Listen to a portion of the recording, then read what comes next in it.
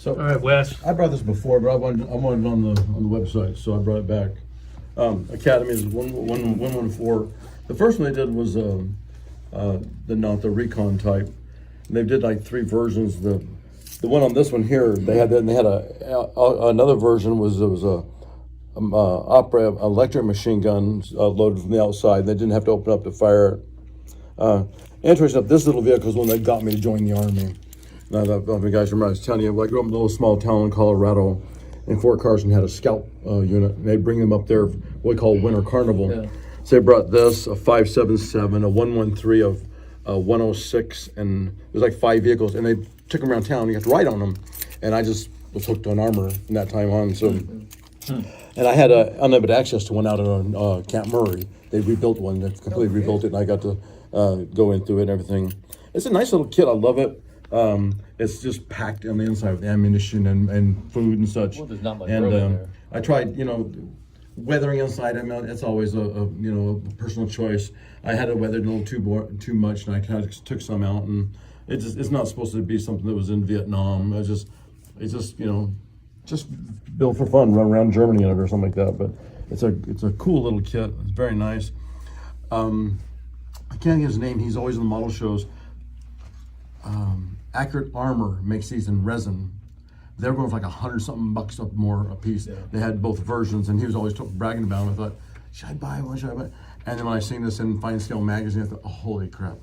Go order me one right now. So, and I was really happy to get it because again, this is one of my favorite subjects, and it's not a 113, but I didn't notice until I started reading. It's only a couple inches shorter than a 113. When you just see on this thing, you think the 113 was a lot bigger, but it's not. I mean, it's not that much taller than this little guy. So, but no, the 113 is longer. That's all. Yeah, a little more angular nose. You can. I don't know if you can see inside Yeah, there. I got a good picture. So this thing, we were hauling them into the impact area in like 81, 82 at Fort Riley. This thing had a gas engine, a Chevrolet 396.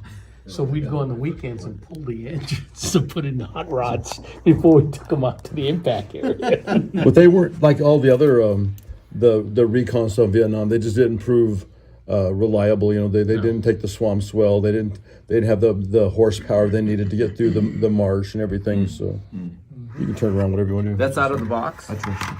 Pardon me? Out of the box? Yeah, pretty much. I had to the headlight guards that broke. I had to do them from scratch. But this is, and then but not the ammo cans. That's all aftermarket. But the kit itself, I didn't do any modification on it at all. So did you really like the kit? What's that? Did you really like the kit? Is it easy? Do I like the kit? Yeah. I love the kit. Okay. It's very easy to build, and you can go 2 versions, and again, it's like everything else. We always know that somebody say, "Oh, that that F-14, like this." Well, it depends on where you was when that day in that squadron. So some of these had the lime, the blue-green eggshell interior. Yeah. And in the earlier versions, they had a different commander seat and a different couple of the different the scout seats on there, a little bit different. But you know what? The more you read, the more confusing it gets. So I just said, you know what? I want the white interior, but like this seat. I thought, if somebody don't like it, then go find one and show me I'm wrong. So, Well, it's like the 113. Some were white, some were that off green thing that's remember, my 113 was white, and my 5.77 was green in Germany. Because I remember my interior, my 106, the interior was seafoam, but the inside the commander's hatch, when it was open, was white of all stupid things. Is that a difference between whether they were made by Nakajima or Mitsubishi? I'm so sorry. What did you say about the? No, it had to do with repainting because the floors in these things get beat up so bad. What was this comment about the commander's hatch in the seafoam? He said he had one that the interior was seafoam and the commander's hatch was white. Probably took off another vehicle or something. Yeah. Well, actually, it shouldn't be white. They should be OD green. Yeah. Somebody fucked up. It should have been, yeah. Because they're supposed to be OD open. All your hatches Once should they're be open, green. They're supposed to be Yeah. Because otherwise, plane flying over and say, "Hey, look, there's white down And there." of course, being the 70s, you're totally safe. We talk about now the name tape deflate always in a hatch. Your butt's sitting on the edge of the hatch lid, and your feet are up on the 2 sides of the 50 mount, just because it looks cool. Yeah.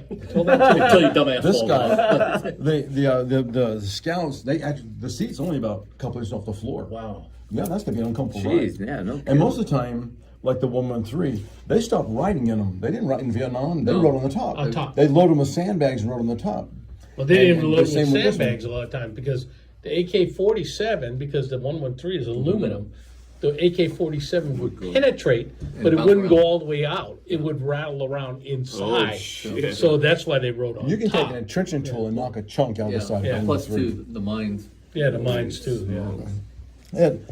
This guy, about gun trucks, they did. It's a different, kind of the version of it. They took the 113s and put them in 5 tons for Yes. gun trucks. They gutted them out, Yeah. and then the pictures I've got, this guy gave me. They loaded it with ammo cans across the floor, just like the gun trucks Yeah. were. But the 113s, they walk on top of the ammo cans in there. Yeah, the ammo can's full of sand, like sandbags. Wow. But I've known a couple of guys that served in the armor in Vietnam. They said that like it was a very scary thing because they just rode on top because Well, went too, over a mine or you something like figure that, and it just there's Yeah. nothing Yeah. that can survive. And Holy just considering how big the hatch was on top, is maybe 2 people time to get out. So, I mean, you don't have time to drop the ramp. If you take a hit, That's it, huh? Yeah. You're dead. So we were learning, because I was a cavalry officer, so we had the M60 and the 113. We had to learn to operate them because you had both in the cav platoon. So the scouts rode in the 113s, and you had to always had the top hatch down. You're sitting on top there. One lieutenant rolled it, and we come around a curve. He rolled it on the side, and the guys on top, I was one of them. They were jumping off. I jumped in. I said, if this thing is rolling, I want to be inside. Just talking about, Okay, good thing. Getting out of the hatch. On a side note, I was in Germany when I was a tanker, and this M60 caught fire, it's like electrical fire, and lieutenant was a new lieutenant. He's getting ready to come out, and he's taking his time. The loader's out, and the lieutenant's come like this, and all of a sudden his arms flip, and he goes back inside, and the gunner had pulled him inside, stepped on him to get out. He says, Yeah. "You ain't freaking moving, buddy. Burn! I'm getting out." And when it was all over, it's so funny. It wasn't a bad fire, but it scared the shit out of him. So. Well, because you got all those hydraulics in there, and it could be a bad fire real quick. if you have combat load. And I brought this because we're out of time. I just thought it was kind of cool if you ever get tired of building plastic stuff. But I got it at McClendon's last year, and they're fun. And they got old Colt 45s. They got the sailing ships. You name it, they got them. It's like, and they're really cool. At McClendon's, huh? McClendon's, yeah. They probably got them every place too. But that's where I always see them. But yeah, and it's got suspension. It's got working suspension on it. Wait a minute. How many parts does this come in? Like, not very many? They come I don't in know. Flat sheets. Yeah, laser cut. You yeah, cut it's them laser out. cut. So there's quite a few Yeah. pieces to it. So you If put them it's not, together yeah. like a kit. Yeah. is you there, put 'em is there together. The wheels are manufacturer layered. on there? Yeah. So- That's pretty nice. Yeah. So do you put glue on them at all? You can. I think I glued a couple parts that would yeah, stay. pretty much tab and slot. That's pretty cool. Yeah.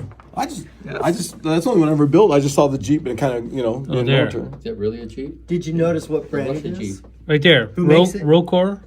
I Oh, yeah. I can't Right remember. there. It's right there. Okay. But ROKR. on the back it says on the tailgate it says Doesn't say Jeep. Kaiser. Robotime, so I'm not sure. Yeah. But I think that's the company right Yeah, there. that's what I So think you can so, too. use wood glue to glue that then, if you wanted to. But for being laser cut, it's got nice detail in it. So.